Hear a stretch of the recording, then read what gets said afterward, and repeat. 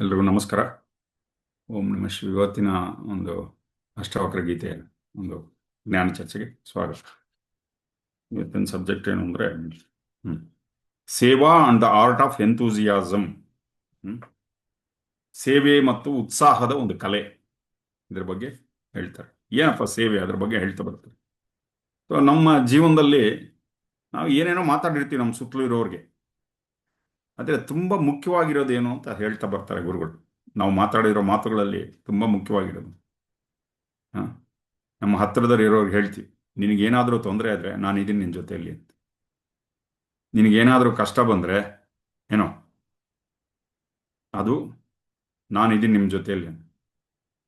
ಈ ಮಾತು ಹೇಳಲಿಲ್ಲ ಅಂದರೆ ಏನೋ ನಾವು ಭಯದಲ್ಲಿ ಬದುಕ್ತಾ ಇದ್ದೀವಿ, ಅಥವಾ ನಂಬಿಕೆ ಇಲ್ಲದೆ ಇರುವ ಸ್ಥಿತಿಯಲ್ಲಿ ಯಾರನ್ನೂ ನಂಬ್ತಾ ಇಲ್ಲ ನಾವು. ಇದನ್ನ ಹೇಳ್ತಾರೆ ಗುರುಗಳು. ನಿನಗೆ ಯಾವಾಗಿದ್ರೂ ಏನಾದರೂ ತೊಂದರೆ ಆದರೆ ನಾನಿದ್ದೀನಿ ಅಂತ ಯಾರನ್ನ ಹೇಳಿದ್ರೆ ಅವಾಗ ನೋಡಿ ನಿಮ್ಮ ಸ್ಟೇಟ್ ಆಫ್ ಮೈಂಡ್. ನೀವು ಆ ಮಾತು ಹೇಳಿದಾಗ ನಿಮ್ಗೆ ಒಳಗಡೆಯಿಂದ ಏನನ್ಸುತ್ತೆ ಒಂದ್ಸರಿ ನೋಡಿ ಅಂತ ಹೇಳ್ತಾರೆ ಗುರುಗಳು. ಏನು ಇದು ಯಾರಿಗೆ ಹೇಳ್ತೀವಿ? ನಮಗೆ ತುಂಬ ಹತ್ತಿರದವ್ರಿಗೆ ಹೇಳ್ತೀವಿ ನಾವು. ನಿನಗೇನಾದ್ರು ಬೇಕಾದರೆ ನಾನಿದ್ದೀನಿ, ನಿಮಗೆ ನಾನು ಬಂದು ಅಡ್ಡ ನಿಂತ್ಕೊಳ್ತೀನಿ, ನಿಮ್ಮ ಜೊತೆಯಲ್ಲಿ ನಿಂತ್ಕೊಳ್ತೀನಿ ನಾನು. ಅದಕ್ಕೆ ಗುರುಗಳು ಏನು ಹೇಳ್ತಾರೆ, ಆ ಕ್ಷಣಗಳು ನೀವು ನಿಜವಾಗಿ ಜೀವನ ಮಾಡಿದ್ದೀರಾ. ಇನ್ನೊಬ್ರಿಗೋಸ್ಕರ ನಾವು ಜೀವನ ಮಾಡಿದಾಗ ಅದು ನಿಜವಾಗಿ ನಾವು ಜೀವನ ಮಾಡಿದ್ದೀವಿ ಅಂತ ಅರ್ಥ. ಇಲ್ಲಾಂದರೆ ಜೀವನ ಪೂರ್ತಿ ಏನಪ್ಪ ಅಂದರೆ ನಾನು ನಾನು ನಾನು ಇದರಲ್ಲೇ ಆಗೋಗ್ಬಿಡುತ್ತೆ. ನನಗೆ ಅದು ಬೇಕು ಇದು ಬೇಕು, ಎಷ್ಟು ಬೇಕಾಗುತ್ತಪ್ಪ ನಮಗೆ? ಎಷ್ಟು ಅಂತ ಅನುಭವಿಸೋಕ್ಕಾಗತ್ತೆ ಜೀವನದಲ್ಲಿ? ಎಷ್ಟು ಅಂತ ತಿನ್ನೋಕ್ಕಾಗತ್ತೆ? ಇವಾಗ ಕೆಲವು ಮದುವೆಗಳಲ್ಲಿ ಹೋದ್ರೆ 50 ಸ್ವೀಟ್ಗಳು, 60 ಸ್ವೀಟ್ಗಳು. ಮೂರ್ನಾಲ್ಕು ತಿನ್ನುವಷ್ಟರಲ್ಲೇ ಅವ್ನು ಶುಗರ್ ಪೇಷಂಟ್ ಆದರೆ ನೋಡ್ತಾ ಇದ್ದಂಗೆ ಶುಗರ್ ಜಾಸ್ತಿ ಆಗ್ಬಿಡುತ್ತೆ. ತಿನ್ಬೇಕಾಗಿಲ್ಲ ಅವನು, ಆ ಸ್ವೀಟ್ ನೋಡ್ತಾ ಇದ್ದಂಗೆ 400ಕ್ಕೆ ಹೋಗ್ಬಿಡುತ್ತೆ ಅವನು. ತಿನ್ಬೇಕಾಗಿಲ್ಲ ಅವನು. ಆ ಥರ ಇರುತ್ತೆ ಅಲ್ಲಿ. ಅರ್ಥ ಆಗ್ತಾ ಇದೆಯಲ್ಲ? ಎಷ್ಟು ಅಂತ ತಿನ್ನೋಕ್ಕಾಗತ್ತೆ? ಎಷ್ಟು ಅಂತ ಸೌಂದರ್ಯ ನೋಡೋಕ್ಕಾಗತ್ತೆ? ಏನು ಈ ಕಣ್ಣಿಗೆ ಆ ಒಂದು ಹಸಿವನ್ನು ನಾವು ಅದನ್ನು ತಣಿಸುವುದಕ್ಕಾಗತ್ತಾ ನಮಗೆ? ಇದಾಗೋದಿಲ್ಲ. ಸೌಂದರ್ಯ ಕೂಡ ವಿಶಾಲವಾಗಿರುವಂಥದ್ದು, ಅನಂತವಾದದ್ದು. ಅದಕ್ಕೇನು ಮೊದಲಿಲ್ಲ ಕೊನೆ ಇಲ್ಲ. ಎಷ್ಟೊಂದು ನೋಡೋಕ್ಕಾಗುತ್ತೆ ಕಣ್ಣಿಗೆ? ಕಣ್ಣಿಗೆ ಶಕ್ತಿ ಅಷ್ಟೇ, ಇಂದ್ರಿಯಗಳಿಗೆ ಸಾಮರ್ಥ್ಯ ತುಂಬ ಕಡಿಮೆ. The capacity for our senses is very very less. ಅರ್ಥ ಆಗ್ತಾ ಇದೆ? ಸ್ವಲ್ಪ ಹೊತ್ತು ಆದಮೇಲೆ ಸುಸ್ತಾಗ್ಬಿಡುತ್ತೆ. ಅರ್ಥ ಆಗ್ತದೆ? ಹಾಗೆ ಎಷ್ಟು ಅಂತ ಹೊಗಳಿಕೆ ಮಾತು ಕೇಳೋಕ್ಕಾಗತ್ತೆ? ನೀವು ಇಂದ್ರ ಚಂದ್ರ ನೀವೇ ದೇವರು ಅಂತ ಕೂಡ ಹೇಳ್ಬಿಡ್ತಾರೆ ಬೇಕಾದ್ರೆ. ಓಂ ನಮಃ ಶಿವ. ಅದಕ್ಕೆ ಗುರುಗಳು ಹೇಳ್ತಾರೆ, ಎಷ್ಟು ಅಂತ ಕೇಳಿಸ್ಕೊಳಕ್ಕಾಗತ್ತೆ? ಇದನ್ನು ಕೇಳಿಸ್ಕೊಳ್ಳುವಂಥ ಒಂದು ಕೆಪಾಸಿಟಿ ತುಂಬ ಕಡಿಮೆ ಅದು ಕೂಡ. ಮತ್ತು ರುಚಿ ಎಷ್ಟೊಂದು ನೋಡೋಕ್ಕಾಗತ್ತೆ? ಇವೆಲ್ಲ ನಾವು ಹ್ಯಾಪಿನೆಸ್ ಪ್ರೋಗ್ರಾಮಲ್ಲಿ ಮಾತಾಡಿದ್ದೀವಿ. ಹ್ಯಾಪಿನೆಸ್ ಪ್ರೋಗ್ರಾಮಲ್ಲಿ ಎಷ್ಟೋ ಸರಿ ಕೇಳಿರ್ತೀವಿ, ಎಷ್ಟೊಂದು ಜಾಮೂನು ಅಥವಾ ಇನ್ನೊಂದು ತಿನ್ನೋಕ್ಕಾಗತ್ತೆ ಏನೋ. ಸೊ ಆಮೇಲೆ ಎಷ್ಟು ಅಂತ ಪರಿಮಳ ತಗೊಳಕ್ಕಾಗತ್ತೆ? ಇವಾಗ ಈ ಸೆಂಟ್ ಫ್ಯಾಕ್ಟ್ರಿಲಿ ಕೆಲಸ ಮಾಡ್ತಾ ಇರ್ತಾರಪ್ಪ. ಸೆಂಟ್ ಫ್ಯಾಕ್ಟ್ರಿಲಿ ಕೆಲಸ ಮಾಡೋರಿಗೆ ಆ ಮೂಗಿನ ಸಂವೇದನೆನೇ ಹೊಟ್ಟೋಗಿರುತ್ತೆ. ಅವ್ರು ಆಚೆ ಬಂದರೆ ಸಗಣಿ ತಗೊಂಡೋಗಿ ಮೂಗು ಹತ್ರ ಇಡಬೇಕು ಅವ್ರಿಗೆ. ಅರ್ಥ ಆಗ್ತಾ ಇದೆಯಲ್ಲ? ಮೂಗಿನ ಸಂವೇದನೆ ಅದು. ಇದು ಹಸುವಿಂದ ಯಾವುದೋ ಸಗಣಿ ತಗೊಂಡೋಗಿ ಮೂಗು ಹತ್ರ ಇಡಬೇಕು ಅವ್ರಿಗೆ. ಸೊ ಅದ್ರದ್ದು ಒಂದು ಸಂವೇದನೆಗಳೇ ಹೊಟ್ಟೋಗಿರುತ್ತೆ. ಹಾಗೆ ಸ್ಪರ್ಶ ಸುಖ ಎಷ್ಟು ಅಂತ ಅನುಭವಿಸೋಕ್ಕಾಗತ್ತೆ? ಪ್ರಾರಂಭದಲ್ಲಿ ತುಂಬ ಹಸಿವಿರುತ್ತೆ, ಆಮೇಲೆ ಹೋಗ್ತಾ ಹೋಗ್ತಾ ಶರೀರ ಹೇಳುತ್ತೆ ನನ್ನ ಕೈಲಾಗಲ್ಲ ಬಿಟ್ಬಿಡಪ್ಪ ಅಂತ. Mind will be pushing the body, but body says ಓಂ ನಮಃ ಶಿವ ಪ್ಲೀಸ್ ಲೀವ್ ಮೀ, ನನ್ನ ಕೈಲಾಗಲ್ಲ ಅಂತ ಮನುಷ್ಯ ಶರೀರ ಹೇಳ್ಬಿಡುತ್ತೆ. ಸೊ ನಮ್ಮ ಇಂದ್ರಿಯಗಳಿಗೆ ಅದರದೇ ಆದ ಸೀಮಿತವಾದ ಅನುಭವಿಸುವಂಥ ಶಕ್ತಿ ಇದೆ ಅಷ್ಟೇ. ಸೀಮಿತ ಅಷ್ಟೇ ಕೆಪಾಸಿಟಿ ನಮ್ಮದು, ಜಾಸ್ತಿ ಇಲ್ಲ. ಆದರೆ ಪ್ರಪಂಚ ತುಂಬ ದೊಡ್ಡದು.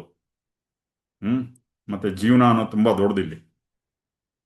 ಅದಕ್ಕೆ ಗುರುಗಳು ಏನು ಹೇಳ್ತಾ ಇದ್ದಾರೆ, ನೀವು ಇನ್ನೊಬ್ಬರ ಜೊತೆ ಹಂಚ್ಕೊಳ್ಳಿಲ್ಲ ಅಂದರೆ ಇಲ್ಲಿ ಜೀವನ ತುಂಬ ಚಿಕ್ಕದಾಗಿ ಅನಿಸ್ಬಿಡುತ್ತೆ, ತುಂಬ ಚಿಕ್ಕದಾಗಿ ಅನಿಸುತ್ತೆ. ಸೊ ಜೀವನಕ್ಕೆ ಅರ್ಥ ಇರೋದಿಲ್ಲ ಇನ್ನೊಬ್ಬರ ಜೊತೆ ನಾವು ಹಂಚ್ಕೊಳ್ಳಿಲ್ಲ ಅಂದರೆ. ಅರ್ಥ ಆಗ್ತಾ ಇದ್ದಾರೆ? ಅದಕ್ಕೆ ನಾವು ಹೇಳ್ತೀವಿ, ನಿಮಗೇನು ಬೇಕೋ, ನಿಮ್ಗೆ ಯಾವಾಗ ಏನ ತೊಂದರೆ ಆದರೆ ನಾನು ನಿಮ್ಮ ಜೊತೆಲಿದ್ದೀನಿ. ಅದು ಯಾರಿಗೆ ಹೇಳ್ತೀವಿ ಈ ಮಾತು? ಮನೆಯ ಹೆಂಡತಿ ಮಕ್ಕಳಿಗೆ ಹೇಳ್ತೀವಿ, ಸ್ನೇಹಿತರಿಗೆ ಹೇಳ್ತೀವಿ, ತುಂಬ ಹತ್ತಿರದವ್ರಿಗೆ ಹೇಳ್ತೀವಿ. ಅದನ್ನು ಎಲ್ರಿಗೂ ಹೇಳೋಂಗಿದ್ರೆ, ಅದು ಗುರುಗಳು ಏನು ಹೇಳ್ತಾ ಇದ್ದಾರೆ, if you can say this to everyone, ನೀವು ಎಲ್ರಿಗೂ ಇದನ್ನು ಹೇಳೋಂಗಿದ್ರೆ, ಹೇಳುವಂಥ ಶಕ್ತಿ ಬಂದರೆ ಅವಾಗ ಅದನ್ನೇ ಸೇವಾ ಅಂತ ಕರಿ. ಈ ಪ್ರಪಂಚಕ್ಕೋಸ್ಕರ ನಾನು ನಿಂತ್ಕೊಳ್ತೀನಿ, ನಾನು ಎಲ್ರಿಗೋಸ್ಕರ ನಿಂತ್ಕೊಳ್ತೀನಿ, ನಿಮಗೋಸ್ಕರ ನಾನು ಇದ್ದೀನಿ ಅಂತ ಹೇಳುವಂಥ ಒಂದು ಆವಾಗ ಆ ಮಾತು ಹೇಳಿದಾಗ ಇದಕ್ಕೆ ಸೇವಾ ಅಂತ ಹೇಳ್ತಾರೆ. ಇದೇ ಸರ್ವಿಸ್ ಅಂತ ಹೇಳೋದು. ಸೇವೆ ಅಂದ್ರೆ ಏನು? ಒಳಗಿನ ಒಂದು ಸ್ಥಿತಿ, ಅದು ಮನಸ್ಸಿನ ಒಂದು ಸ್ಥಿತಿ. ಏನು, ಅಲ್ಲಿ ನಾವು ಏನು ಹೇಳ್ತೀವಿ? ನಿಮ್ಗೇನು ಬೇಕಾದ್ರೆ ನಾನಿದ್ದೀನಿ, ನಿಮ್ಗೇನು ಬೇಕು ಹೇಳಿ, ನಾನಿದ್ದೀನಿ, ಐ ಆಮ್ ಅವೈಲಬಲ್ ಅಂತ ಹೇಳೋದು. ಯಾವಾಗ ಪ್ರಪಂಚಕ್ಕೋಸ್ಕರ ನಾವು ನಿಂತ್ಕೊಳ್ತೀವೋ ಆವಾಗ ನಮಗೆ ಯಾವುದೇ ರೀತಿಯ ಭಯ ಇರೋದಿಲ್ಲ. ಏನಪ್ಪ ನಾಳೆ ಬೆಳಗ್ಗೆ ಏನಾಗತ್ತಪ್ಪ, ನನ್ನ ಜೀವನ ಹೆಂಗ್ ನಡೀತೆ, ಓಂ ನಮಃ ಶಿವ. ಅರ್ಥ ಆಗ್ತಾ ಇದೆಯಲ್ಲ? ಪೂರ್ತಿ ಶಕ್ತಿ ಬಂದು ನಿಮ್ಮೊಳಗೆ ಸೇರ್ಕೊಂಡ್ಬಿಡುತ್ತೆ, ಪರಮಾತ್ಮನೇ ಬಂದು ಸೇರ್ಕೊಂಡ್ಬಿಡುತ್ತೆ.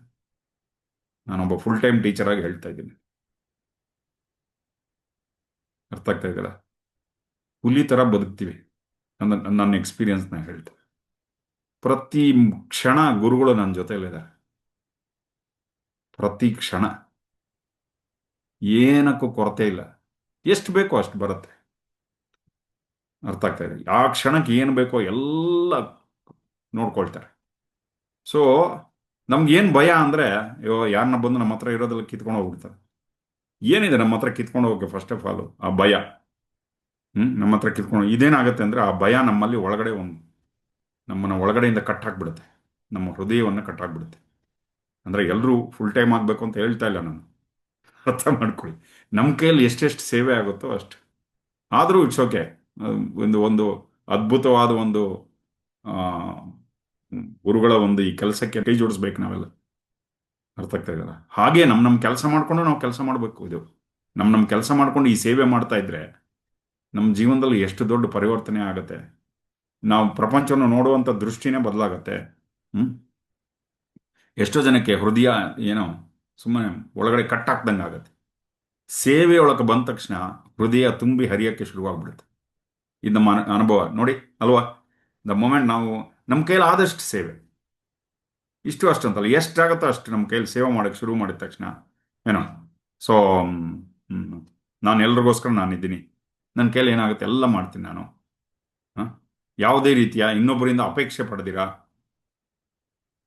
ಸಣ್ಣ ಮನಸ್ಸಿನಿಂದ ಅಲ್ಲದೆ ಮಾಡುವಂಥ ಕೆಲಸ ಇದೆಯಲ್ಲ, ಇದನ್ನೇ ಸೇವೆ ಅಂತ ಹೇಳ್ತಾರೆ.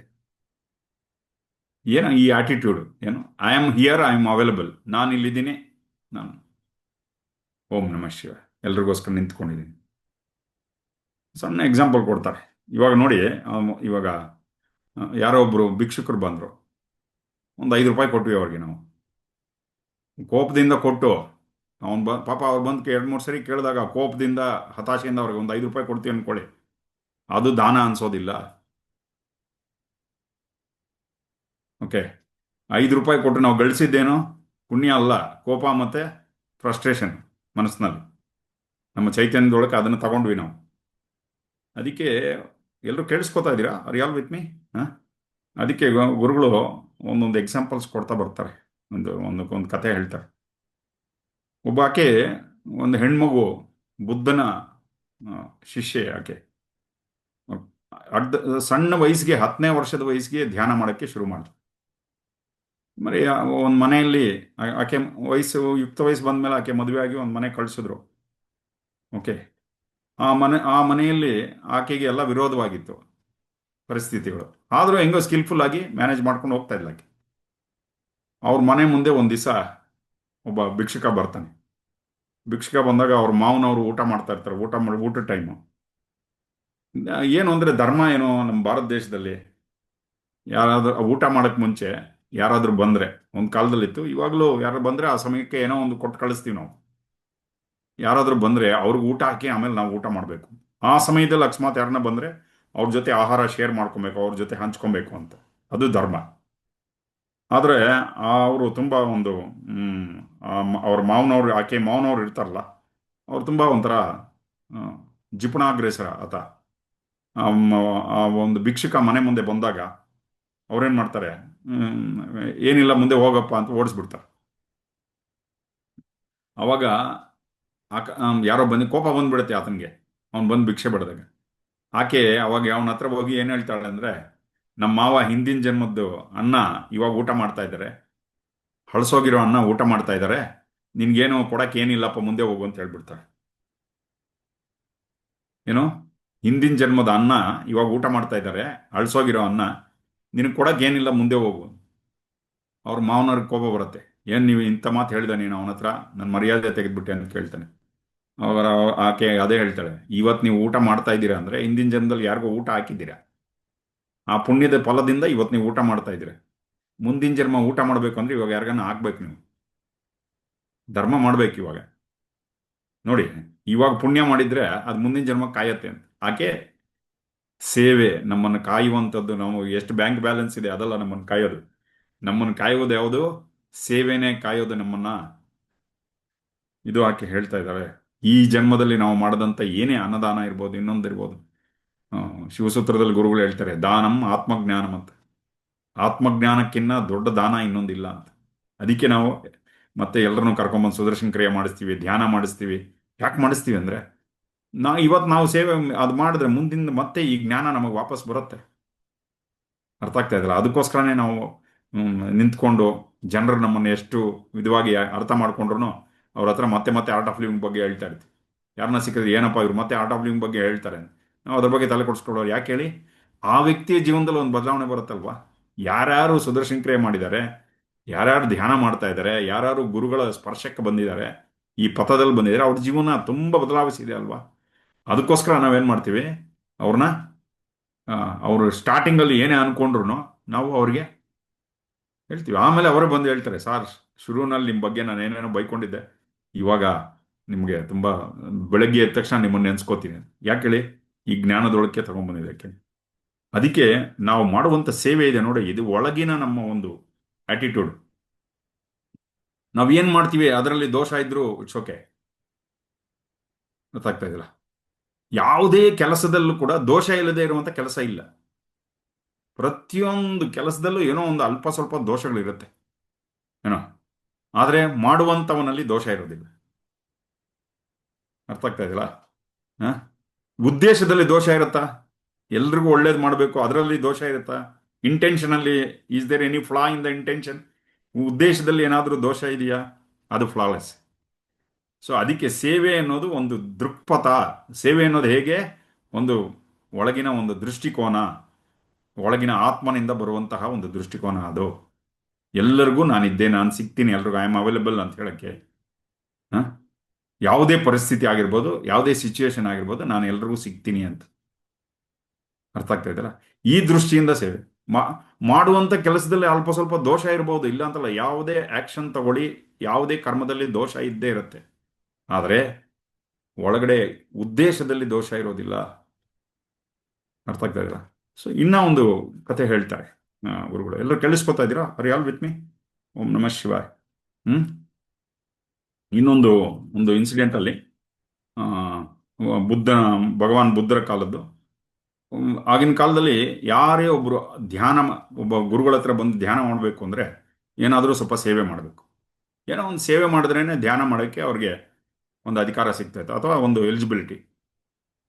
ಇಲ್ಲ ಅಂದರೆ ಧ್ಯಾನ ಮಾಡಿ ಏನು ಅದರಿಂದ ಒಂದು ಫಲ ಸಿಗ್ತಾ ಇರಲಿಲ್ಲ. ಸೊ ಒಬ್ಬ ತುಂಬ ಶ್ರೀಮಂತನಾದ ಒಬ್ಬ ವ್ಯಾಪಾರಿ ತುಂಬ ದುಃಖದಲ್ಲಿರ್ತಾನೆ ಏನೋ. ಯಾಕಂದರೆ ವ್ಯಾಪಾರದಲ್ಲಿ ತುಂಬ ಹೆಚ್ಚು ಕಡಿಮೆ ಆಗ್ತಾ ಇರುತ್ತಲ್ಲ. ಸೊ ಅದಕ್ಕೆ ಆ ವ್ಯಾಪಾರದಲ್ಲಿ ಅನಿಶ್ಚಿತತೆ, ಅನ್ಸರ್ಟನಿಟಿ ಜಾಸ್ತಿ ಇರುತ್ತೆ ವ್ಯಾಪಾರದಲ್ಲಿ. ಇದು ನಮಗೆಲ್ಲ ಗೊತ್ತಿದೆ, ವ್ಯಾಪಾರದಲ್ಲಿ ಇರೋರ್ಗೆ ಗೊತ್ತಿರುತ್ತೆ. ಸೊ ಅದಕ್ಕೆ ದುಃಖದಲ್ಲಿರ್ತಾನೆ. ಜೀವನಕ್ಕೆ ಯಾವುದೇ ರೀತಿಯ ಒಂದು ಸೆಕ್ಯೂರಿಟಿ ಇರೋದಿಲ್ಲ ಅವಾಗ. ಸೊ ಯಾರೋ ಒಬ್ಬರು ಆತನ ಬುದ್ಧ ಭಗವಾನರ ಹತ್ರ ಕರ್ಕೊಂಬಂದು ಅಲ್ಲಿ ಧ್ಯಾನ ಕಲ್ತ್ಕೊಂಡು ಧ್ಯಾನ ಮಾಡೋಕ್ಕೆ ಶುರು ಮಾಡ್ತಾರೆ. ಧ್ಯಾನ ಮಾಡ್ತಾ ಮಾಡ್ತಾ ಆತನಿಗೆ ತುಂಬ ಅದ್ಭುತ ಅನ್ಸುತ್ತೆ. ಅವಾಗ ಅವ್ರಿಗೆ ಅನ್ಸುತ್ತೆ, ಇದು ತುಂಬ ಜನಕ್ಕೆ ರೀಚ್ ಆದರೆ ಹೇಗಿರುತ್ತೆ,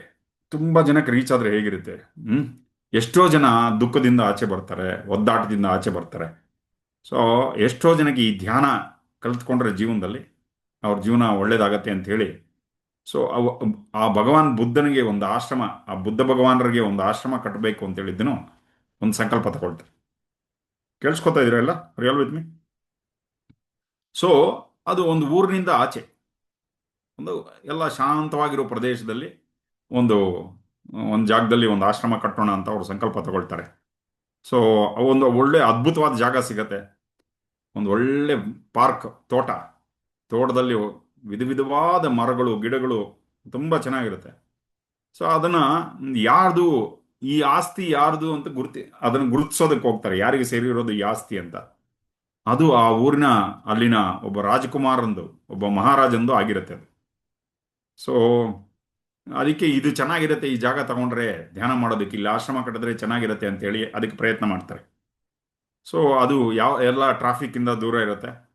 ಅದರಿಂದ ಆಮೇಲೆ ಹೋಗಿ ಆ ಮಹಾರಾಜನ ಹತ್ರ ಕೇಳ್ತಾರೆ, ಈ ಜಾಗ ನಮಗೆ ಮಾರ್ತೀರ ಅದು. ಆ ಮಹಾರಾಜ ಕೇಳ್ತೀನಿ ಏನಕ್ಕಪ್ಪ ಅಂತ ಕೇಳಿದ್ರೆ, ಈ ಥರ ಒಂದು ಆಶ್ರಮ ಕಟ್ಟಬೇಕು. ಏನ್ ನನಗೆ ಅವಮಾನ ಮಾಡ್ತಾನಲ್ಲ ನನ್ನ ಹತ್ರ ಬಂದು. ಈ ಫೆಲ್ಟ್ ಆ ಥರ ನನಗೆ ಇನ್ಸಲ್ಟ್ ಥರ, ತನಗೆ ಇನ್ಸಲ್ಟ್ ಆಯ್ತು ಅನ್ನೋ ಥರ ಇದು ಮಾಡ್ತಾನೆ ಏನೋ. ಸೊ ಅದಕ್ಕೆ ಆಯ್ತಪ್ಪ ಅಂತ ಒಪ್ಕೊಳ್ತಾನೆ. ಒಪ್ಕೊಂಡು ಏನು ಹೇಳ್ತಾನಂದ್ರೆ, ಅದಕ್ಕೆ ಆ ತೋಟಕ್ಕೆ ಏನು ಬೆಲೆ ಇರುತ್ತೆ ಅದಕ್ಕೆ 4ರಷ್ಟು ಬೆಲೆ ಹೇಳ್ತೀನಿ. ಅಷ್ಟು ಬೆಲೆ ನಿಂಗೆ ಕೊಟ್ರೆ ನಾನು ನಿಂಗೆ ಇದು ತೋಟ ಮಾಡ್ತೀನಿ. ಅವನು ಯಾರು ವ್ಯಾಪಾರಸ್ಥ ಒಪ್ಕೊಂಡ್ಬಿಡ್ತಾನೆ, ಆ ಬಿಸ್ನೆಸ್ ಮ್ಯಾನ್ ಒಪ್ಕೊಳ್ತಾನೆ. ಒಪ್ಕೊಂಡು ಏನು ಅಂದರೆ ಅಷ್ಟು ಗೋಲ್ಡ್ ಕೊಡ್ಬೇಕು ನನಗೆ, ಅಷ್ಟು ಬಂಗಾರ ಕೊಟ್ರೆ ಓಕೆ. ಅವನು ಮನೆಗೆ ಹೋಗಿ ಮನೆಯಲ್ಲಿರೋ ಬಂಗಾರ ಎಲ್ಲ ತಗೊಂಬಂದು ಬಿ ಬಂಗಾರದ ಬಿಸ್ಕೆಟ್ ಥರ ಮಾಡಿ ಅರ್ಧ ತೋಟ ನೆಲದ ಮೇಲೆ ಬಿಸ್ಕೆಟ್ಗಳನ್ನು ಜೋಡಿಸ್ಬಿಡ್ತಾನೆ. ನನಗೆ ನೆಲದ ಮೇಲೆ ಬಿಸ್ಕೆಟ್ ಜೋಡಿಸ್ಬಿಡ್ತಾನೆ. ಅಷ್ಟೊತ್ತಿಗೆ ಇವನು ಎಚ್ಚೆತ್ಕೊಳ್ತಾನೆ ಮಹಾರಾಜ, ಅವನ ಇಂಟೆನ್ಷನ್ ನೋಡಿ. ಅವ್ರು ಎಷ್ಟು ಹೇಳಿದ್ದು ಅದಕ್ಕೆ 4ರಷ್ಟು ಹೇಳಿರ್ತಾನೆ. ಅರ್ಧ ತೋಟ ಜೋಡಿಸ್ಬಿಡಿದಾಗ ಆ ಇಂಟೆನ್ಷನ್ ನೋಡಿ ಆತನಿಗೆ ಆಶ್ಚರ್ಯ ಆಗ್ಬಿಡುತ್ತೆ. ಸೊ ಸಾಕಪ್ಪ ತಗೊಂಡು ನೀನು ಬರೆದು ಕೊಟ್ಬಿಡ್ತೀನಿ ಅಂತ ಹೇಳಿದ್ದನು. ಅವಾಗ ಏನು ಮಾಡ್ತಾನೆ ಅಂದರೆ, ಆ ಜಾಗವನ್ನು ಬುದ್ಧ ಭಗವಾನರ ಆಶ್ರಮಕ್ಕೋಸ್ಕರ ಬರೆದು ಕೊಟ್ಬಿಡ್ತಾರೆ. ಅಲ್ಲಿ ಸಾವಿರಾರು ಜನ ಬರಕ್ಕೆ ಶುರು ಮಾಡ್ತಾರೆ, ಧ್ಯಾನ ಮಾಡಕ್ಕೆ ಶುರು ಮಾಡ್ತಾರೆ. ಎಷ್ಟೋ ಜನಕ್ಕೆ ಸಾಕ್ಷಾತ್ಕಾರ ಕೂಡ ಆಗೋಗ್ಬಿಡುತ್ತೆ. ಸೊ ಆಮೇಲೆ ಆ ಮಹಾರಾಜ ಕೂಡ ಒಂದ್ಸರಿ ಬರ್ತಾನೆ ಅಲ್ಲಿಗೆ. ಮಹಾರಾಜ ಬಂದು ಏನು ಅಲ್ಲಿ ಧ್ಯಾನ ಕಲ್ತ್ಕೊಳ್ಳೋಕೆ ಶುರು ಮಾಡ್ತಾರೆ. ಅಲ್ಲಿ ಬಂದು ಎಲ್ಲ ಧ್ಯಾನ ಮಾಡಿದವರು ಎಷ್ಟು ಆಶ್ರಮದೊಳಗೆ ಬಂದ ತಕ್ಷಣ ಒಂದು ರೀತಿಯ ಆನಂದವಾದ ಒಂದು ವಾತಾವರಣ. ಏನು ಇವಾಗ ನಮ್ಮ ಆಶ್ರಮದಲ್ಲಿ ಹೋಗ್ತೀವಲ್ಲ, ಆಶ್ರಮದಲ್ಲಿ ಹೋದಾಗ ನಮಗೆ ಆ ಗೇಟಿಂದ ಎಂಟ್ರ್ ಆದ ತಕ್ಷಣನೇ ಮನಸ್ಸು ಒಂಥರ ಡಿಫ್ರೆಂಟ್ ಆಗಕ್ಕೆ ಶುರು ಮಾಡುತ್ತೆ. ಇದು ಅನುಭವಕ್ಕೆ ಬಂದಿರುತ್ತೆ ಅಲ್ವಾ? ನೀವು ಮೇನ್ ಗೇಟಿಂದ ಎಂಟ್ರ್ ಆದ ತಕ್ಷಣನೇ ಮನಸ್ಸನ್ನ ಒಂದ್ಸರಿ ಗಮನಿಸ್ಕೊಳ್ಳಿ, ಒಂಥರ ವ್ಯತ್ಯಾಸ ಆಗಕ್ಕೆ ಶುರುವಾಗುತ್ತೆ. ಸೊ ಸಾವಿರಾರು ಜನ ಅಲ್ಲಿ ಬಂದು ಧ್ಯಾನ ಮಾಡೋಕ್ಕೆ ಶುರು ಮಾಡ್ತಾರೆ. ಸೊ ಅವಾಗ ಆಮೇಲೆ ಹೀಗೆ ಏನಾಗುತ್ತೆ ಅಂದರೆ, ಆ ಮಹಾರಾಜ ಕೂಡ ಅಲ್ಲಿ ಬಂದು ಧ್ಯಾನ ಕಲ್ತ್ಕೊಳ್ತಾನೆ. ಮತ್ತು ಈ ವ್ಯಾಪಾರ ಇದನ್ನ ವ್ಯಾಪಾರಿ, ಅವನು ವ್ಯಾಪಾರ ಮಾಡ್ತಾ ಮಾಡ್ತಾ ಒಂದು ದಿವಸ ಇರೋದೆಲ್ಲ ಕಳ್ಕೊಂಡ್ಬಿಡ್ತಾನೆ. Full pauper ಆಗೋಗ್ಬಿಡ್ತಾನೆ. ತನ್ನ ಬಿಸ್ನೆಸ್ಸಲ್ಲಿ ಎಲ್ಲ ದುಡ್ಡು ಕಳ್ಕೊಂಡ್ಬಿಡ್ತಾನೆ. ಸೊ ಆದರೂ ಆಶ್ರಮಕ್ಕೆ ಬರ್ತಾ ಇರ್ತಾನೆ ಅವನು ಧ್ಯಾನ ಮಾಡೋಕ್ಕೆ. ಇವಾಗ ಅವನ ಹತ್ರ ಏನು ಕೊಡೋಕ್ಕೇನಿಲ್ಲ. ಪ್ರತಿ ದಿವಸ ಧ್ಯಾನ ಮಾಡಕ್ಕೆ ಬಂದಾಗ ಏನೋ ಸೇವೆ ಮಾಡಬೇಕಲ್ವ, ಅಥವಾ ಏನೋ ತಂದು ಕೊಡಬೇಕು. ಆದರೆ ಇವಾಗ ಏನಿಲ್ಲ. ಇವಾಗ ಏನು ಮಾಡ್ತಾನಂದರೆ, ಅವನ ಹತ್ರ ಒಂದೇ ಒಂದು ರೂಪಾಯಿ ಇಲ್ಲ. ಅವಾಗ ವ್ಯಾಪಾರಿ ಏನು ಮಾಡ್ತಾನಂದರೆ, ಅವನ ಮನೆ ಹಿಂದ್ಗಡೆಯಲ್ಲಿ ಈ ಎರೆಹುಳು ಗೊಬ್ಬರ, ಸಾವಯವ ಗೊಬ್ಬರ ರಾಶಿ ರಾಶಿ ಬಿದ್ದಿರುತ್ತೆ. ಪ್ರತಿ ದಿವಸ ಬರುವಾಗ ಒಂದು ಮೂಟೆ ಗೊಬ್ಬರ ಎತ್ಕೊಂಬರೋದು, ಆ ಆಶ್ರಮದಲ್ಲಿ ಸಣ್ಣ ಸಣ್ಣ ಗಿಡಗಳಿರುತ್ತಲ್ಲ, ಆ ಗಿಡಕ್ಕೆಲ್ಲ ಗೊಬ್ಬರ ಹಾಕ್ತಾ ಹೋಗೋದು. ಯಾರೋ ಬಂದು ಕೇಳ್ತಾರೆ, ಏನಪ್ಪ ಇನ್ನೂ ನೀನು ಸೇವೆ ಮಾಡ್ತಾ ಇದೀಯಾ ಇಲ್ಲಿ ಅಂತ ಹೇಳಿದ್ರೆ, ಇಲ್ಲ, ಈ ಗಿಡಗಳೆಲ್ಲ ನಾಳೆ ದೊಡ್ಡ ದೊಡ್ಡ ಮರಗಳಾಗತ್ತೆ. ಈ ಮರದ ನೆರಳಲ್ಲಿ ಎಷ್ಟು ಜನ ಕುತ್ಕೊಂಡು ಧ್ಯಾನ ಮಾಡ್ತಾರೆ, ಎಷ್ಟು ಜನಕ್ಕೆ ಜೀವನ ಸಂತೋಷ ಸಿಗತ್ತೆ ಇದರಲ್ಲಿ. See the attitude of the person. ದುಡ್ಡಿದ್ದಾಗಲೂ ಸೇವೆ ಮಾಡೋದು, ದುಡ್ಡು ಇಲ್ಲದೆ ಇದ್ದಾಗಲೂ ಸೇವೆ. ಅರ್ಥ ಆಗ್ತಾ ಇದೆ? ಸೇವೆ ಅನ್ನೋದಕ್ಕೆ ದುಡ್ಡು ಇರಲೇಬೇಕು ಅಂತಿಲ್ಲ. ಹಣ ಇಲ್ಲದೆ ಇದ್ದಾಗಲೂ ಕೂಡ ಅದೇ ದೃಷ್ಟಿಕೋನದಿಂದ ಕೆಲಸ ಮಾಡ್ತಾ ಇರೋದು. ಓಕೆ. ಸೊ ಎಷ್ಟೋ ಸಾವಿರ ಮುಂದೆ ಬರುವಂಥ, ಈ ಆಶ್ರಮಕ್ಕೆ ಬರುವಂಥ ಮುಂದೆ ಸಾವಿರಾರು ಜನ, ನೂರಾರು ವರ್ಷಗಳವರೆಗೆ ಯಾರ್ಯಾರು ಬರ್ತಾರೋ ಇಲ್ಲಿ, ಅವರೆಲ್ಲ ಮನಃಶಾಂತಿಯಿಂದ ವಾಪಸ್ ಹೋಗ್ತಾರೆ. ಇನ್ನೂ ದೊಡ್ಡದಾಗಿ ಬೆಳೆಯತ್ತೆ. ಇದು ಸೇವೆಗೆ ಬೇಕಾಗಿರುವಂಥ ಒಂದು ದೃಷ್ಟಿಕೋನ. ಒಳಗಿನಿಂದ ನಮ್ಮನ್ನು ವಿಶಾಲವನ್ನಾಗಿ ಮಾಡುತ್ತೆ. ಒಳಗೆ ಒಂದು ಪ್ರೀತಿಯನ್ನು ಹಂಚ್ಕೊಳ್ತಾ ಇರೋದು ಇನ್ನೊಬ್ಬರ ಜೊತೆ. ಇಲ್ಲಾಂದ್ರೆ ಏನಾಗುತ್ತೆ, ನಮ್ಮನ್ನು ಕಟ್ಟಾಕ್ಬಿಡುತ್ತೆ ಒಳಗಡೆ. ಸೇವಾ is the only place where you can share yourself. ನಮ್ಮ ಹೃದಯವನ್ನೇ ಹಂಚ್ಕೊಂಬೋದು. ಹೃದಯ ವಿಕಸನ ಆಗಬೇಕು ಅಂದರೆ ಸೇವೆಯಿಂದ ಮಾತ್ರ ದ ಹಾರ್ಟ್ ಬ್ಲಾಸಮ್ಸ್. ನಮ್ಮ ಹೃದಯ ಮತ್ತೆ ಮನಸ್ಸನ್ನು ವರ್ತಮಾನ ಕ್ಷಣಕ್ಕೆ ತಗೊಂಬಂದು ನಿಲ್ಲಿಸುತ್ತೆ. ಓಕೆ. ಇದು ಎನ್ ಎಕ್ಸ್ಪ್ರೆಷನ್ ಆಫ್ ಲವ್ ಅಂತ ಹೇಳ್ತಾರೆ ಗುರುಗಳು. ಒಳಗಿನ ಒಂದು ಪ್ರೀತಿಯ ಒಂದು ಎಕ್ಸ್ಪ್ರೆಷನ್ ಅಂತ. ಓಕೆ. ಒಂದು ಶ್ಲೋಕ. ಸೊ ಸೇವೆ ಮಾಡೋದು ಇನ್ನೊಬ್ಬರಿಗೆ ಉಪಕಾರ ಮಾಡ್ತಾ ಇಲ್ಲ, I am expressing my love for the humanity. ಈ ಪ್ರಪಂಚಕ್ಕೆ, ಈ ಮಾನವತೆಗೆ ನಾನು ಕೊಡ್ತಾ ನನ್ನ ಒಂದು ಪ್ರೀತಿಯ ಒಂದು ಅಭಿವ್ಯಕ್ತಿ, ಇದು ಅಭಿವ್ಯಕ್ತಿ ಸೇವೆ ಅಂತ ಹೇಳ್ತಾ ಇದ್ದಾರೆ ಅಲ್ಲಿ. ಭ್ರಾಂತಿ ಮಾತ್ರ ಇದಂ ವಿಶ್ವಂ ನಕಿಂಚಿದಿತಿ ನಿಶ್ಚಯಿ ನಿರ್ವಾಸನ ಸ್ಫೂರ್ತಿ ಮಾತ್ರೋ ನಕಿಂಚಿದಿವ ಶಾಮ್ಯತಿ. ಈ ವಿಶ್ವವೆಲ್ಲ ಕೇವಲ ಭ್ರಾಂತಿ, ಬೇರೇನೂ ಅಲ್ಲ ಎಂದು ನಿಶ್ಚಯವಾಗಿ ತಿಳಿದುಕೊಂಡವರು, ಯಾವ ವಾಸನೆಗಳು ಇಲ್ಲದೆ ಕೇವಲ ಸ್ಫೂರ್ತಿ ಮಾತ್ರ ಆಗಿ ತಾವೇನೋ ಇಲ್ಲವೆಂಬಂತೆ ಇರುವವರು ಶಾಂತಿಯಿಂದ ತಮ್ಮಲ್ಲಿ ವಿಶ್ರಮಿಸುತ್ತಾರೆ. ಯಾವುದೇ ಇಂಪ್ರೆಷನ್ಸ್ ಇಲ್ದಿರ, ಹಿಂದಿನ ಜನ್ಮದ ಇಂಪ್ರೆಷನ್ಸ್ ಇಲ್ದಿರ ಮಾಡುವಂಥ ಒಂದು ಕೆಲಸ ಏನು ಅಂದರೆ ಸೇವೆ. ವಾಸನೆ ಅಂದರೆ ಏನು? ಹಳೆ ಡಿಸೈರ್ಸು, ಸೆಲ್ಫಿಶ್ನೆಸ್ಸು, ಏನೋ ಎಲ್ಲ ಎಲ್ಲ ನಮಗೋಸ್ಕರ, ನನಗೆ ನನಗೆ ಅಂತ ಮಾಡ್ಕೊಳ್ಳೋದು. ಇವಾಗ ಧ್ಯಾನ ಮಾಡಿದ್ರು ಕೂಡ ಅದು ನಮಗೋಸ್ಕರನೇ ಮಾಡೋದು. ಅದರಲ್ಲೂ ಒಂದು ಸೆಲ್ಫಿಶ್ನೆಸ್ ಇರುತ್ತೆ, ನಮ್ಮ ಸ್ವಾರ್ಥಕ್ಕೋಸ್ಕರ ಮಾಡ್ತೀವಿ ಅಂತ. ಯಾಕೆ? ನನಗೆ ಸಾಕ್ಷಾತ್ಕಾರ ಪಡಿಬೇಕು, ಎನ್ಲೈಟನ್ಮೆಂಟ್ ಆಗಬೇಕು ಅಂತ ಧ್ಯಾನ ಮಾಡ್ತಾರೆ ಕೆಲವರು. ಸಂತೋಷ ಬೇಕು ಅಂತ ಕೆಲವರು ಧ್ಯಾನ ಮಾಡ್ತಾರೆ. ಯಾವುದೋ ಸಂಕಲ್ಪ ನೆರವೇರಬೇಕು ಅಂತ ಧ್ಯಾನ ಮಾಡ್ತಾರೆ. ಧ್ಯಾನವೇ ಒಂದು ಸ್ವಾರ್ಥದ ಪ್ರಕ್ರಿಯೆ ಅಂತ ಹೇಳ್ತಾ ಇದ್ದಾರೆ ಗುರುಗಳು. ಮೆಡಿಟೇಷನ್ ಈಸ್ ಏನೋ ಮತ್ತೆ ಸಾಧನೆ ಯಾಕೆ ಮಾಡ್ತೀವಿ? ಮಿಸರಿಯಿಂದ ಆಚೆ ಬರೋದಕ್ಕೆ, ದುಃಖದಿಂದ ಆಚೆ ಬರೋದಕ್ಕೆ. ನನಗೇನೋ ಬೇಕು. ಪ್ರತಿಯೊಂದು ಮಾಡುವಂಥ ಕೆಲಸಗಳ ಹಿಂದೆ ಏನೋ ಬೇಕು ಅನ್ನೋ ಒಂದು ಸ್ವಾರ್ಥ ನಮ್ಮನ್ನು ಡ್ರೈವ್ ಮಾಡ್ತಾ ಇರತ್ತೆ, ನಮ್ಮನ್ನು ಮುಂದಕ್ಕೆ ನಡೆಸ್ತಾ ಇರತ್ತೆ. ಅರ್ಥ ಆಗ್ತಾ ಇದೆಯಲ್ಲ? ಇವಾಗ ಯಾರೋ ಎದುರುಗಡೆ ಸಿಕ್ಕಿದ್ರು, ತುಂಬ ಸುಂದರವಾಗಿದ್ರು, ಅವಾಗ ಒಂದು ಸ್ಮೈಲ್ ಕೊಡ್ತೀವಿ, ಇಲ್ಲಾಂದ್ರೆ ಅವ್ರ ಕಡೆ ನೋಡೋದು ಕೂಡ ಇಲ್ಲ ಅಂತಾರೆ. ಓಕೆ, ಬುದ್ಧಿವಂತರು ಯಾರನ್ನ ಸಿಕ್ಕಿದ್ರೆ ಓಂ ನಮಃ ಶಿವಾಯ. ಬುದ್ಧಿವಂತರು ಯಾರನ್ನ ಸಿಕ್ಕಿದ್ರೆ ನಮ್ಮ ವರ್ತನೆ ಯಾವ ಥರ ಇರುತ್ತೆ ಏನೋ. ಮತ್ತೆ ಯಾವುದಾದ್ರೂ ಪಾರ್ಟಿಗೆ ಹೋಗ್ಬೇಕಾದ್ರೆ ಚೆನ್ನಾಗಿ ರೆಡಿ ಆಗಿಬಿಟ್ಟು ಹೋಗ್ತೀವಿ. ಏನೋ ಯಾವ ಬಟ್ಟೆ ಹಾಕ್ಕೊಬೇಕು, ಯಾವ ಸೀರೆ ಉಟ್ಕೊಂಡು ಹೋಗ್ಬೇಕು, ಯಾವ ಪ್ಯಾಂಟ್ ಶರ್ಟ್ ಹಾಕೊಂಡು ಹೋಗ್ಬೇಕು, ಯಾವ ಸೂಟ್. ಇದು ಯಾಕೆ? ಗುರುಗಳು ಅದೇ ಹೇಳ್ತಾರೆ, ಇದನ್ನು ಇನ್ನೊಬ್ರು ನಮ್ಮನ್ನು ಗುರುತಿಸ್ಬೇಕು ಅಂತ, ಇನ್ನೊಬ್ಬರು ನಮ್ಮನ್ನು ಮೆಚ್ಚುಗೆ, ನಮ್ಮ ಬಗ್ಗೆ ಅವ್ರ ಮೆಚ್ಚುಗೆ ವ್ಯಕ್ತಪಡಿಸ್ಬೇಕು ಅಂತ ಇದೊಂದು ಹೇಳ್ತಾರೆ. ಇನ್ನು ನೆಕ್ಸ್ಟು ದೊಡ್ಡ ದೊಡ್ಡ ಆರ್ಟಿಸ್ಟ್ಸ್, ಕಲಾಕಾರರು ಸಣ್ಣ ಸಣ್ಣ ಮಕ್ಕಳ ಮುಂದೆ ಒಂದು ಶೋ ಕೊಡಬೇಕು ಅಂದ್ಕೊಳ್ಳಿ. ಅವ್ರಿಗೆ ಮಕ್ಕಳು ತಾನೇ ಹೆಂಗೆ ಬೇಕಾದ್ರೆ ಸುಮ್ಮನೆ ಕಾಟಾಚಾರಕ್ಕೆ ಕೊಟ್ಟು, ಯಾವುದೋ ಒಂದು ಸಂಗೀತದ ಪ್ರೋಗ್ರಾಮ್ ಏನೋ ಕೊಟ್ಟು. ಆದರೆ ದೊಡ್ಡವರಿದ್ದರೆ ಆವಾಗ ಅವ್ರ ಆ್ಯಟಿಟ್ಯೂಡ್ ಬೇರೆ ಥರ ಆಗುತ್ತೆ. ಅರ್ಥ ಆಗ್ತಾ ಇದೆಯಲ್ಲ? ಬೇರೆ ಯಾರಿಗನ್ನ ಅಡುಗೆ ಮಾಡಬೇಕು ಅಂದರೆ ನಾವು ಎಷ್ಟು ಇಂಟ್ರೆಸ್ಟಿಂದ ಮಾಡ್ತೀವಿ. ಪ್ರತಿ ದಿವಸ ಅವರೇ ತಿಂತಾ ಇದ್ರೆ ಏನೋ ಒಂದು ಮಾಡಾಕ್ತೀವಿ ಅನ್ನೋ ಆ ಥರ ಆಗ್ಬೋದು ಇದನ್ನ. ಸೊ ನಾವು ಇನ್ನೊಬ್ರಿಗೋಸ್ಕರ ನಮ್ಮ ಧ್ವನಿ ಬದಲಾಯಿಸ್ಕೊಳ್ತೀವಿ, ನಮ್ಮ ನೋಟ ಬದಲಾಯಿಸ್ಕೊಳ್ತೀವಿ, ನಮ್ಮ ನಡಿಗೆ ಬದಲಾಯಿಸ್ಕೊಳ್ತೀವಿ, ನಮ್ಮನ್ನು ನಾವು ರೆಡಿ ಮಾಡ್ಕೊಳ್ಳೋದೇ ಬದಲಾಗ್ಬಿಡುತ್ತೆ. ಪ್ರತಿಯೊಂದರ ಹಿಂದೆ ಏನಿದೆ ಅಂದರೆ ನಾನು ನಾನು ನಾನು ಇದಿದೆ ಅಂತ ಹೇಳ್ತಾ ಇದ್ದಾರೆ ಗುರುಗಳು. ಅಹಂಕಾರ ಇದೆ. ಆದರೆ ಸೇವೆಯಲ್ಲಿ ನಾನು ಅನ್ನೋದಿಲ್ಲ. ಏನೋ ಇನ್ನೊಬ್ರಿಗೋಸ್ಕರ, ಏನೋ ಸೇವೆಯಲ್ಲಿ ಪೂರ್ತಿ ನಮ್ಮನ್ನು ನಾವು ತೊಡಗಿಸ್ಕೊಳ್ತೀವಿ. ನಿರ್ವಾಸನ ಸ್ಫೂರ್ತಿ ಮಾತ್ರೋ ಕಿಂಚಿದಿವ ಶಾಮ್ಯತಿ. ಸೊ ಏನೇ ಕೆಲಸ ಮಾಡಿದ್ರು ಏನು ಸಿಗತ್ತೆ ಇದರಲ್ಲಿ? ಉತ್ಸಾಹ ಬರಬೇಕು ಅಂದ್ರೂ ಏನೋ ಒಂದು ಲಾಭ ಇದ್ರೇನೆ ಉತ್ಸಾಹ ಬರೋದು ನಮ್ಮಲ್ಲಿ. ಏನೋ ಯಾರೋ ಮೆಚ್ಕೊಳ್ತಾರೆ ಅಂದಾಗ ಅವಾಗ ಉತ್ಸಾಹದಿಂದ ಇರ್ತೀವಿ. ಏನೋ ಒಂದು ಬರುತ್ತೆ ರಿಟರ್ನ್ ಅಂದಾಗ ಅವಾಗ ಉತ್ಸಾಹ ತೋರಿಸ್ತೀವಿ. ಅಥವಾ ಅದು ಯಾವುದೋ ದೈಹಿಕವಾಗಿ ಏನೋ ಸಿಗತ್ತೆ ಅಂದಾಗ ಅದಕ್ಕೆ ಉತ್ಸಾಹ ತೋರಿಸ್ತೀವಿ. ಇದಕ್ಕೆ ಏನು ಹೇಳ್ತಾರೆ? ಪ್ಯೂರಾಗಿ ಉತ್ಸಾಹ ಬರ್ತಾ ಇಲ್ಲ ನಮ್ಮಲ್ಲಿ. Something is blending with the enthusiasm. ಆ ಉತ್ಸಾಹದ ಜೊತೆ ಏನೋ ಒಂದು ಸೇರ್ಕೊಂಡು ಬರ್ತಾ ಇದೆ. ಏನು ಅಂದ್ರೆ ಅಹಂಕಾರ ಸೇರ್ಕೊಂಡು ಬರ್ತಾ ಇದೆ. ಹೇಗೆ ಅಂದರೆ ಐಸ್ ಕ್ರೀಮ್ ಕಪ್ಪಲ್ಲಿ ಮಣ್ಣು ಸುರಿದಂಗೆ. ಪ್ಯೂರ್ ಎಂಥೂಸಿಯಾಸಮ್, ಪ್ಯೂರ್ ಉತ್ಸಾಹ ಅನ್ನೋದು ಬರೀ ಐಸ್ ಕ್ರೀಮ್ ಇದ್ದಂಗೆ. ಅದ್ರ ಜೊತೆ ಅಹಂಕಾರ ಅಂದರೆ ಆ ಉತ್ಸಾಹದ ಜೊತೆ ಸ್ವಲ್ಪ ಮಣ್ಣು ಸೇರಿಸ್ಬಿಟ್ಟಂಗೆ. ಅರ್ಥ ಆಗ್ತಾ ಇದೆಯಲ್ಲ? ಸೊ ಆ ಥರದ ಉತ್ಸಾಹ ನಮ್ಮಲ್ಲಿ ಮಿಕ್ಸ್ಡ್, ಒಂಥರ ಕೆಟ್ಟೋಗಿರೋ ಉತ್ಸಾಹ. ಅದಕ್ಕೆ ಹೇಳ್ತಾರೆ ಸ್ಫೂರ್ತಿ ಮಾತ್ರ ಅಂದರೆ ಕೇವಲ ಉತ್ಸಾಹ ಅಷ್ಟೇ. ಯಾವುದಕ್ಕೋಸ್ಕರ, ಟುವರ್ಡ್ಸ್ ವಾಟ್ ಅದಿಲ್ಲ ಅಲ್ಲಿ. I am enthusiastic, that's all. ನಾನು ಉತ್ಸಾಹವಾಗಿದ್ದೇನೆ.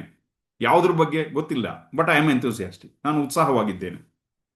ನಾನು ಅನ್ನೋ ವಾಸನೆ ಇಲ್ಲದೇ ಇರುವ ಸೇವೆ ಮಾಡಿದಾಗ ನೀವು ಉತ್ಸಾಹದ ಒಂದು ಬುದ್ಧಗಳಾಗ್ತೀರಾ. ಇದು ಹೇಗೆ? ಒಂದು ಸಣ್ಣ ಮಗುವಿನಲ್ಲಿ ಈ ಥರ ನೋಡ್ಬೋದು. ಕೇಳಿಸ್ಕೊತಾ ಇದ್ದೀರಾ? Riyal with me?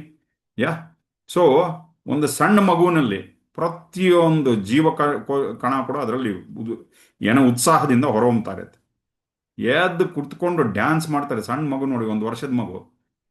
ಅದಕ್ಕೇನ ಯಾವುದನ್ನ ಒಂದು ಯಾಕೆ ಸಂತೋಷವಾಗಿದ್ದೀನಿ ಗೊತ್ತಿಲ್ಲ, ಅದಕ್ಕೆ ಯಾಕೆ ಉತ್ಸಾಹವಾಗಿದ್ದೀನಿ ಗೊತ್ತಿಲ್ಲ, but it is enthusiastic, it is happy, ಅದು ಸಂತೋಷವಾಗಿದೆ. ಯಾಕೆ ಸಂತೋಷವಾಗಿದೆ? ಏನು ರೀಸನ್ನೇ ಇಲ್ಲ ಅದಕ್ಕೆ. ಅದಕ್ಕೇನು ಜೋಕ್ ಹಾಕ್ಬೇಕಾಗಿಲ್ಲ, ಒಂದು ಕಾರ್ಟೂನ್ ತೋರಿಸ್ಬೇಕಾಗಿಲ್ಲ ಮಗುಗೆ, ಏನು ಒಬ್ರು ಮೆಚ್ಚಬೇಕಾಗಿಲ್ಲ, ಒಬ್ರು ಹೊಗಳ್ಬೇಕಾಗಿಲ್ಲ, ಯಾವುದೇ ಒಂದು ಆಟ ಸಾಮಾನು ಕೊಡಬೇಕಾಗಿಲ್ಲ. But it is 100% enthusiastic. ಅಷ್ಟು ಆ ರೀತಿಯಾದ ಉತ್ಸಾಹ ನಮ್ಮಲ್ಲಿ ಇದೆಯಾ? ಅದಕ್ಕೆ ಹೇಳ್ತಾ ಇದ್ದಾರೆ ಗುರುಗಳು. ಹಾ, ಓಕೆ. ಗುರುಗಳ ನಿಮ್ಮ ಅದಕ್ಕೆ ಗುರುಗಳು ಏನ್ ಹೇಳ್ತಾರೆ, ನೀವೇ ಉತ್ಸಾಹದ ಚಿಲುಮೆ, endless enthusiasm, that is the nature of the self ಅಂತ. ನಾವು ಆ ಥರ ಇದ್ವಿ ಸಣ್ಣವರು ಇದ್ದಾಗ. ಹಾ, ಅದಕ್ಕೆ ಇಂಗ್ಲೀಷಲ್ಲಿ ಏನು ಹೇಳ್ತಾರೆ, ಸ್ಪಿರಿಟ್, ಹೈ ಸ್ಪಿರಿಟ್ ಅಂತ ಹೇಳ್ತಾರಲ್ಲ. ಸ್ಪಿರಿಚುಯಾಲಿಟಿ ಮತ್ತೆ ಸ್ಪಿರಿಟ್ಗೆ ತುಂಬಾ ಹತ್ತಿರವಾದ ಒಂದು ಸಾಮ್ಯತೆ ಇದೆ. ಸೊ ಹಾಗಂತ ಅಧ್ಯಾತ್ಮ ಅಂದ್ರೆ ಏನು, ಉತ್ಸಾಹ ಇಲ್ಲದೆ ಇರೋ ಜಾಗನ, ಅಥವಾ ಈ ವಾಸನೆಗಳಿಂದ ತುಂಬಿಕೊಂಡಿರುವಂತ ಜಾಗನ? ಉತ್ಸಾಹ ಆ ಥರದ ಉತ್ಸಾಹ ಅಲ್ಲ ಇದು. ಇವಾಗ ಯಾವ್ದನೋ ಒಂದು ಪಾರ್ಟಿಗೆ ಹೋದ್ವಿ ಅನ್ಕೊಳ್ಳಿ, ಅಲ್ಲಿ ಸುಮ್ಮನೆ ನಗ್ತಾರೆ, ಅದರಲ್ಲಿ ಏನು ಅಂತ ಲೈವ್ಲಿನೆಸ್ ಇರಲ್ಲ ಅಲ್ಲಿ. ಅಥವಾ ಯಾರೋ ಪ್ರೂವ್ ಮಾಡ್ಕೊಳ್ಳೋದು, ನಾನು ಯಾರಿಗೂ ಕಡಿಮೆ ಇಲ್ಲ, ಏನೋ ಒಂದು ಪ್ರದರ್ಶನ ಮಾಡೋದು ಆಗ್ತಾ ಇರತ್ತೆ ಅಲ್ಲಿ. ನಾನು ನಿಮ್ಗಿನ್ನ ಹೇಗೆ ನಾನು ದೊಡ್ಡವನು ಅಂತ ತೋರಿಸ್ಕೊಳ್ಳೋಕ್ಕೆ ಒಂದೊಂದ್ಸರಿ ಈ ಪಾರ್ಟಿಗಳೆಲ್ಲ ಕೆಲವು ನಡೀತಾ ಇರುತ್ತೆ. ಮತ್ತೆ ನಾನು ಎಲ್ಲದರಲ್ಲೂ ನಾನು ಇದ್ದೇನೆ ಅಂತ, ಎಲ್ಲೆಲ್ಲೂ ನಾನೇ, ಎಲ್ಲಾನು ನಾನೇ ಅಂತ ಪ್ರೂವ್ ಮಾಡ್ಕೊಳಕ್ ಹೋಗೋದು. ಅರ್ಥ ಆಗ್ತಾ ಇದಲ್ಲ? ಸೊ ಈ ತರ ಸಾಹಸವನ್ನು ಮಾಡಬೇಡಿ. ನಾನು ತುಂಬಾ ಪ್ರಮುಖವಾದ ವ್ಯಕ್ತಿ, ಇದೆಲ್ಲ ಈ ತರದ ಸರ್ಕಸ್ಗಳೆಲ್ಲ ಮಾಡ್ತಾ ಇರ್ತಾರೆ ಪಾರ್ಟಿಯಲ್ಲಿ. ಆದರೆ ಸೇವೆಯಲ್ಲಿ ಈ ತರ ಏನಿರಲ್ಲ. ಹ? ಯಾರೋ ಒಬ್ರು ಬಂದು ನೀವು ಅದ್ಭುತವಾದ ವ್ಯಕ್ತಿ ಅಂತ ಒಂದು ಮಾತು ಹೇಳ್ಬಿಟ್ರೆ 6 ತಿಂಗಳು ಇನ್ನು ಅದನ್ನೇ ಜ್ಞಾಪಕ ಇಟ್ಕೊಂಡಿರೋದು, ನೀವು ತುಂಬಾ ಆಕರ್ಷಣೀಯವಾದ ವ್ಯಕ್ತಿ ಅಂತ. ಏನಪ್ಪಾ ಅಂತ ಆಕರ್ಷಣೆ? ಹ? ಮತ್ತೆ ಅದು ಹೇಳ್ಬಿಟ್ಟು ಹೊಟ್ಟೋದ್ರಲ್ವಾ, ಮತ್ತೆ ಪ್ರತಿ ಸಾರಿ ಇನ್ನೊಬ್ರ ಹತ್ರ ಹೋದಾಗ ನನ್ನನ್ನು ಇನ್ನೊಬ್ಬರನ್ನ ಆಕರ್ಷಣೆ ಮಾಡ್ಕೊಳ್ಳೋಕೆ ಪ್ರಯತ್ನ, ಎಲ್ಲೂ ಇಲ್ಲದೆ ಇರುವಂತ ಪ್ರಯತ್ನಗಳು ಮಾಡೋದು. ಯಾವಾಗ ಅದು ಆಗೋದಿಲ್ಲ, ಅವಾಗ ಕನ್ಫ್ಯೂಷನ್, ಜಗಳ ಶುರುವಾಗುತ್ತೆ ಏನೋ. ಅದಕ್ಕೆ ಈ ಆಕರ್ಷಣೆಯನ್ನು ಉಳಿಸ್ಕೊಳ್ಳುವ ಒಂದು ಒಡೆದಾಟದಲ್ಲಿ ವಿ ಬಿಕಮ್ ಅನ್ಯಾಚುರಲ್, ಸಹಜತೆಯನ್ನು ಕಳ್ಕೊಳ್ತೀವಿ. ನಕಿಂಚಿದಿವ ಶಾಮ್ಯತಿ, ಇದು ಹೇಳ್ತಾ ಬರ್ತಾರೆ. ಅದಕ್ಕೆ ತುಂಬಾ ಜನ ಗುರುಗಳ ಹತ್ರ ಹೇಳ್ತಾರೆ, ಏನ್ ಗುರುಜಿ ಯಾವಾಗ್ಲೂ ಉತ್ಸಾಹದಿಂದ ಇರ್ತೀರಾ ಹೇಗೆ ಅಂತ ಗುರುಗಳನ್ನ ಬಂದು ಕೇಳ್ತಾರೆ. ಮತ್ತೆ ಎಲ್ಲಾ ಸಬ್ಜೆಕ್ಟಲ್ಲೂ ಏನೋ ಒಂದು ಹೇಳಿರ್ತೀರ ನೀವು. ಅಡುಗೆ ಯಾವ ಥರ ಮಾಡಬೇಕು, ಅಥವಾ ಯಾವುದಾದ್ರೂ ಒಂದು ಬಿಲ್ಡಿಂಗ್ ಕಟ್ತಾ ಇದ್ರೆ ಯಾವ ಥರ ಅಷ್ಟೇ ಉತ್ಸಾಹ ತೋರಿಸ್ತೀರ.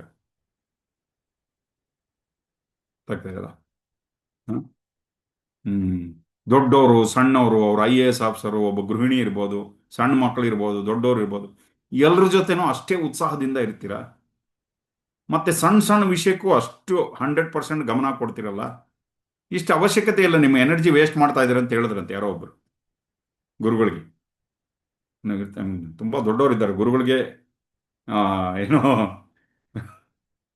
ಐಡಿಯಾಗಳು ಕೊಡೋರು ಇದ್ದಾರೆ. ಓಂ ನಮಃ ಶಿವ. ಆ? ಅದಕ್ಕೆ ಗುರುಗಳು ಹೇಳ್ತಾರೆ, ಸಣ್ಣ ವಿಷಯ ದೊಡ್ಡ ವಿಷಯ ಅನ್ನೋದು ಇಲ್ವೇ ಇಲ್ಲ. ಅರ್ಥ ಆಗ್ತದೆ? ಒಂದ್ಸರಿ ಗುರುಗಳು ಮೈಸೂರು ಆಶ್ರಮ ನೋಡಕ್, ಮೈಸೂರು ಅರಮನೆ ನೋಡಕ್ ಬಂದಾಗ, ನೀವೆಲ್ಲ ಅರಮನೆ ನೋಡಕ್ ಬರಬಾರ್ದು ಸಂತರು ಅಂತ ಏನೋ, ಅದರಲ್ಲಿ ಆ ಅರಮನೆ ನೋಡೋದಕ್ಕೆ ಅಷ್ಟು ಉತ್ಸಾಹ ತೋರಿಸ್ಬಾರ್ದು. ಅಥವಾ ಅಲ್ಲಿ ಯಾವುದೋ ವಾಟರ್ ಫಾಲ್ಸ್ ಇದೆ, ಅದನ್ನ ನೋಡೋದಕ್ಕೆ ಅಷ್ಟು ಉತ್ಸಾಹ ಯಾಕೆ ತೋರಿಸ್ತೀರಾ? ಸುಮ್ಮನೆ ಒಂದ್ ಕಡೆ ಕುತ್ಕೊಂಡು ಉಪದೇಶ ಮಾಡಿ ಅಂತ. ಅಂದ್ರೆ ಒಬ್ಬ ಸಂತರು ಇದೇ ತರ ಇರಬೇಕು ಅಂತ ಒಂದು ಚೌಕಟ್ಟು ಹಾಕಿ ಅದರಲ್ಲಿ ಕುಳ್ಳಿಸ್ಬಿಡೋದು ನೋಡಿ. ಬಟ್ ಗುರುಗಳು ಏನ್ ಹೇಳ್ತಾರೆ, ಆತ್ಮ ಯಾರು ಆತ್ಮಜ್ಞಾನಿ ಇರ್ತಾನೆ, ಪ್ರತಿ ಕ್ಷಣ ಉತ್ಸಾಹದಿಂದ ಒಂದು ಸಣ್ಣ ಮಗುವಿನ ತರ ಎಂಬೊಡಿಮೆಂಟ್ ಆಫ್ ಒಂಥರ ಎವ್ರಿಥಿಂಗ್, ಎಂತೂಸಿಯಾಸಮ್ ಆಲ್ಸೋ. ಓಂ ನಮಃ ಶಿವಾಯ. ಆಮೇಲೆ ಊಟದ ವಿಷಯದಲ್ಲಿ ಕೂಡ ತುಂಬಾ ಉತ್ಸಾಹ ತೋರ್. ಇವಾಗ ಭಾರತ ದೇಶದಲ್ಲಿ ಸನ್ಯಾಸಿಗಳು ಅಂದ್ರೆ ಯಾವ ತರ, ಸಂತರು ಅಂದ್ರೆ ಯಾವ ತರ ಅಂದ್ರೆ, ಯಾವುದೇ ರುಚಿ ನೋಡಬಾರ್ದು, ಉಪ್ಪು ಹುಳಿ ಖಾರ ಎಲ್ಲ ಸೇರಿಸಿ ಕಲಿಸ್ಬಿಡ್ತಾರೆ. ಕಲಿಸ್ಬಿಟ್ಟು ಇದನ್ನು ಒಂದು 3 ತುತ್ತು ಇಟ್ಬಿಡ್ತಾರೆ. ಆ ರುಚಿ ಉಪ್ಪು, ಯಾಕಂದ್ರೆ ಅದು ಸನ್ಯಾಸಿ ಆದವರು ಯಾವುದೇ ರುಚಿಗೆ ಸಿಕ್ಕಾಕೊಂಬಾರ್ದು ಅಂತ ಕೂಡ ಒಂದಿದೆ. ಅರ್ಥ ಆಗ್ತಾ ಇದೆಯಲ್ಲ? ಸೊ ಹ್ಮ್, ಊಟದ ರುಚಿ ಬೇರೆ ಸವಿಬಾರದು, ಇದಕ್ಕೆ ಬೇರೆ ಒಂದು ಏನು, ಮೊಸರು, ಗುಲಾಬ್ ಜಾಮೂನ್, ಅನ್ನ, ಮಸಾಲೆ ದೋಸೆ, ಏನೋ ತರಕಾರಿ, ಇದನ್ನೆಲ್ಲ ತಿಂದ್ರೆ ಯೋಗಿಗಳಲ್ಲ ಅಂತ. ಏನ್ ಗುರೂಜಿ ಉಪ್ಪು ಹುಳಿ ಖಾರ ಸಿಹಿ ಎಲ್ಲ ತಿಂತಾರಲ್ಲ, ಈ ಗುರುಗಳು ನಾವು ಎಲ್ಲಿ ಯಾವ ಜಾಗದಲ್ಲಿ ಇಡಬೇಕು ಅಂತ ಅದು ಕೂಡ ಗುರುಗಳು ಹೇಳ್ತಾರೆ. ಇದೆಲ್ಲ ಅತೀತವಾಗಿರೋದು. ಗುರುಗಳಿಗೆ ನಾವು ರೂಲ್ಸ್ ಹಾಕೋ ಸ್ಥಿತಿಗೆ ಅಂದ್ರೆ ಏನು ಜನ. ಗುರುಗಳು ಹೇಳ್ತಾರೆ ಎಲ್ಲದರಲ್ಲೂ ಉತ್ಸಾಹ. ಉತ್ಸಾಹ ಅನ್ನೋದು ವಸ್ತುವಿನಿಂದ ಸಂಬಂಧಪಟ್ಟಿರೋದಲ್ಲ. ಯು ಆರ್ ದ ಏನೋ ಫೌಂಟೇನ್ ಆಫ್ ಎಂಥೂಸಿಯಾಸಮ್ ಅಂತ ಗುರುಗಳು ಹೇಳ್ತಾರೆ. ಒಳಗಡೆ ಒಂದು ಆ, ಅದೇನ್ ಹೇಳ್ತಾರೆ, ಕಾರಂಜಿ, ಉತ್ಸಾಹದ ಒಂದು ಕಾರಂಜಿ ಒಳಗಡೆಯಿಂದ ಬರ್ತಾ ಇದೆ. ಅದು ಅದನ್ನ ಯಾವ ಕಡೆ ಬೇಕಾದರೂ ತಿರುಗಿಸ್ಕೊಳ್ಳಿ ನೀವು, ಯಾವ ಕಡೆ ಬೇಕಾದರೂ ತಿರುಗಿಸ್ಕೊಳ್ಳಿ. ಊಟದ ಕಡೆಗೆ ತಿರುಗಿಸ್ಕೊಳ್ಳಿ, ಪಿಕ್ನಿಕ್ ಕಡೆ ತಿರುಗಿಸ್ಕೊಳ್ಳಿ, ಜ್ಞಾನದ ಕಡೆ ತಿರುಗಿಸ್ಕೊಳ್ಳಿ, ಹಾಡುವುದರ ಕಡೆ ತಿರುಗಿಸ್ಕೊಳ್ಳಿ, ನರ್ತಿಸುವುದರ ಕಡೆ ತಿರುಗಿಸ್ಕೊಳ್ಳಿ, ಯಾವುದ್ರಲ್ಲಿ ತೋಟದ ಕೆಲಸದಲ್ಲಿ ಬೇಕಾದ್ರೆ ತಿರುಗಿಸ್ಕೊಳ್ಳಿ. ಎಲ್ಲದರಲ್ಲೂ ಉತ್ಸಾಹ, ಅದರ ಮೂಲ ನಮ್ಮಲ್ಲೇ ಇದೆ. ಅರ್ಥ ಆಗ್ತಾ ಇದೆಯಾ? ಸೊ ಸ್ಫೂರ್ತಿ ಮಾತ್ರ ಅದು ಹೇಳ್ತಾ ಇದ್ದಾರೆ ಗುರುಗಳು. ಏನೋ ಹಾ, ಸ್ಫೂರ್ತಿ ಮಾತ್ರ ನ ಕಿಂಚಿದಿವ ಶಾಮ್ಯತಿ. ಅರ್ಥ ಆಗ್ತಾ ಇದೆಯಾ? ಸೊ ಇಷ್ಟಕ್ಕೆ ಇವತ್ತಿನ ಒಂದು ಹ್ಮ್ ಅಷ್ಟಾವಕ್ರದ ಜ್ಞಾನ ಚರ್ಚೆ ಮುಗೀತು. ನಾಳೆ ಮಿಕ್ಕಿದ್ ನೋಡ. Thank you very much. Very grateful to you. ಓಂ ನಮಃ ಶಿವಾಯ.